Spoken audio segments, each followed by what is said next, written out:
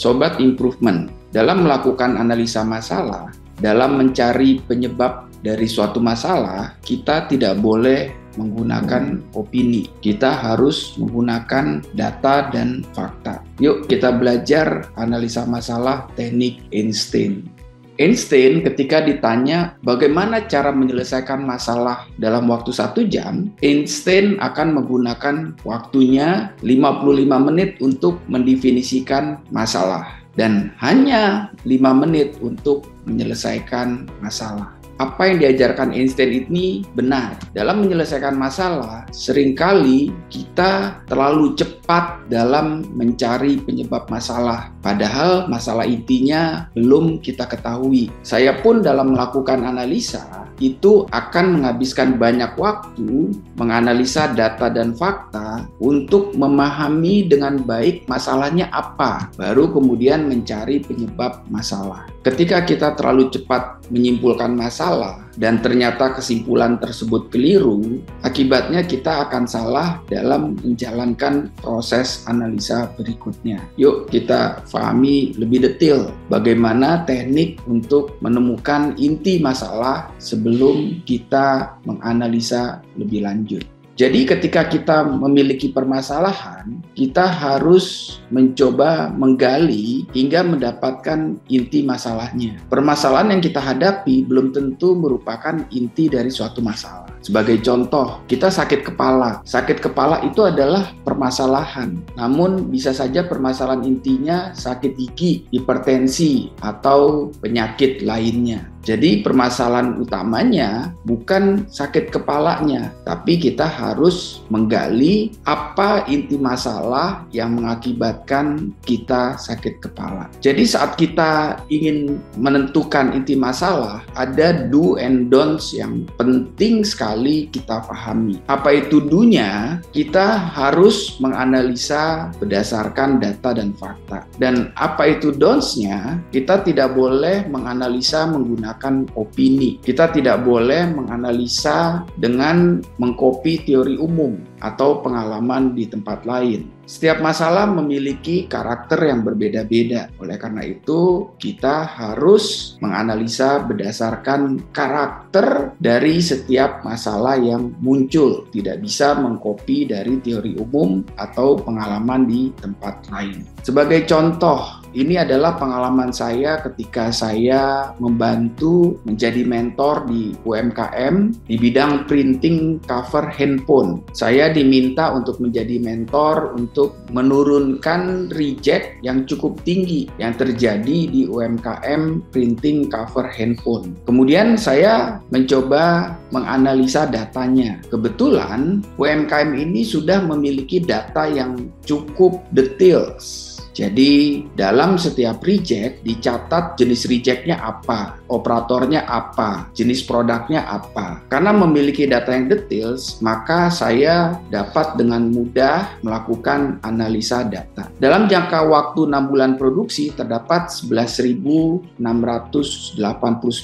produk reject yang terdiri dari 29 jenis cacat produk. Dari data yang ada, kemudian saya mencoba menganalisa menggunakan teknik Pareto. Berdasarkan teknik Pareto yang saya coba lakukan, kemudian saya menemukan bahwa dari 29 cacat tersebut ada 5 jenis cacat yang dominan. 5 jenis cacat dari 29 cacat atau 17,2% menyumbang 74% defect. Jadi dari data ini kita tahu bahwa ada 5 dominan jenis cacat. Sehingga kita bisa fokus melakukan perbaikan pada 5 jenis cacat yang dominan. Kemudian saya juga mencoba menggali dari operator yang menghasilkan defect. Ternyata dari 206 operator, ada 36 operator atau 17,5%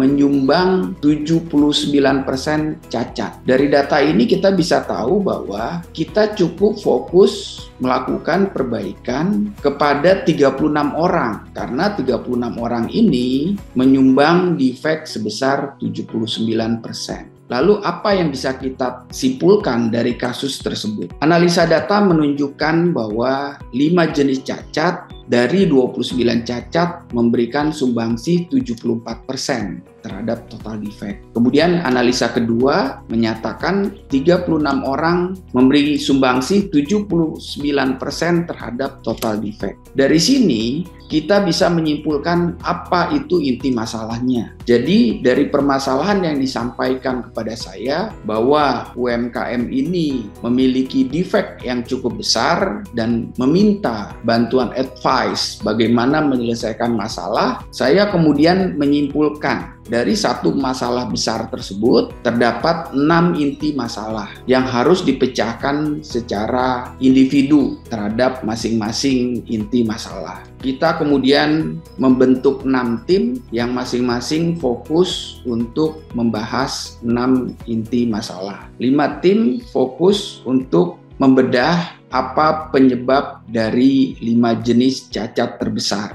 Kemudian satu tim lagi itu fokus untuk meningkatkan keahlian dari 36 orang. Jadi inilah yang dikatakan sebagai inti masalah. Sebelum kita memahami inti masalahnya, kita tidak bisa langsung menganalisa penyebab. Kita harus terlebih dahulu menemukan inti masalahnya. Kemudian kita coba bahas kasus berikutnya, masalah pengangguran penduduk lokal yang tinggi. Kabupaten Antah Brantah saat ini menjadi pusat industri. 7 tahun terakhir banyak berdiri perusahaan besar di daerah Antah Brantah. Namun anehnya angka pengangguran penduduk lokal masih tetap tinggi. Untuk mengatasi masalah pengangguran, Bupati Antah Brantah kemudian menyusun program kerja untuk menambah jumlah industri yang berinvestasi. Namun, seperti yang disebutkan sebelumnya, ada salah satu clue hal yang tidak boleh dilakukan dalam melakukan analisa masalah, yaitu analisa tidak boleh terlalu general dan tidak berdasarkan fakta. Faktanya, Kabupaten Antah Brantah